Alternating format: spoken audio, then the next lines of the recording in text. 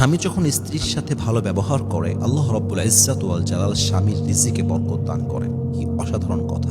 রিজিকে বরকত চলে আসে, ঘরটা বরকত দিয়ে ভরপুর হয়ে যায়।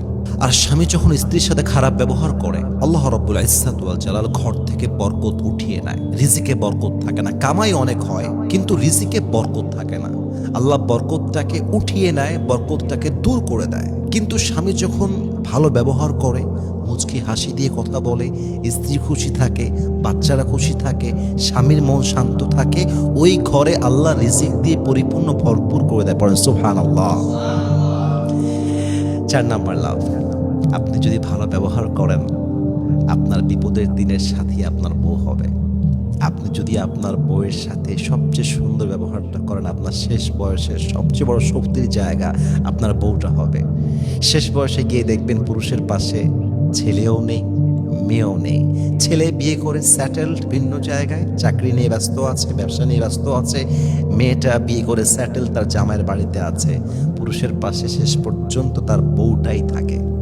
এটা পুরুষটা বোঝে না। এখন যদি আপনি ওয়াইফের সঙ্গে সারাটা জীবন খারাপ ব্যবহার করেন, এমনও হতে পারে শেষ বয়সে গিয়ে আপনার ওয়াইফ আপনার হাত ছেড়ে দেবে। আর যদি হাত ধরেও রাখে, সেই পরিমাণ যত্ন করবে না যেটা আপনি ডিজার্ভ করেন। কথা কিন্তু খুবই গভীর, এটা আপনাকে বুঝতে হবে। কারণ বোঝার চেষ্টা করেন, আমার বয়স মনে করেন 30, কথাটা একটু বুঝবেন। আমি বিয়ে করলাম এমন একজন মেয়েকে যার বয়স সিম্পলি যেটা আমাদের সমাজে হয় 18, 19, 20। তাহলে বেশিরভাগ ক্ষেত্রে দেখা যায় স্বামী স্ত্রীর বয়সে কিন্তু অনেক ডিফারেন্স থাকে। স্বামী যখন বৃদ্ধ হয়ে যায়, তখন কিন্তু তার জন্য সবচেয়ে বড় প্রয়োজন হয়ে ওঠে স্ত্রী খেদমত। কারণ তার ভিতরে এখনো সেই স্ট্রংনেস বা পাওয়ারটা আছে, সেটা তার স্বামীর খেদমত করতে পারে, তার ভিতরে সেই শক্তিটা আছে।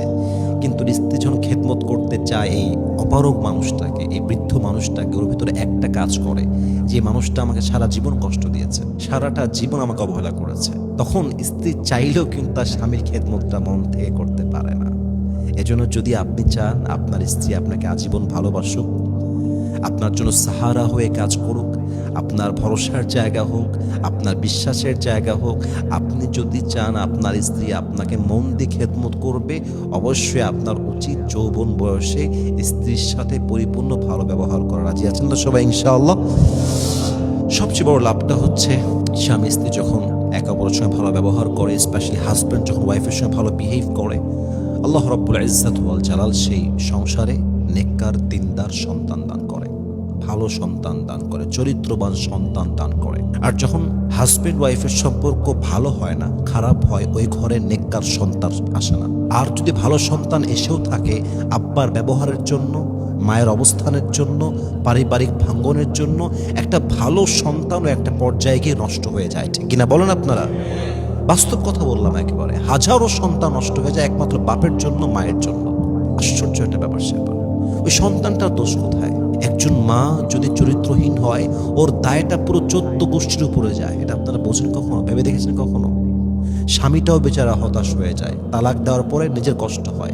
এই যে সন্তানটা হয়েছে, এই সন্তানটা আজীবন কষ্ট পায়। কারণ কি? ওর মা নষ্ট, অথবা তার বাবা নষ্ট। কই যাবে সে? তার দোষ কি? সে তো নিষ্পাপ, সে তো নিষ্পাপ হয়ে দুনিয়াতে এসেছে।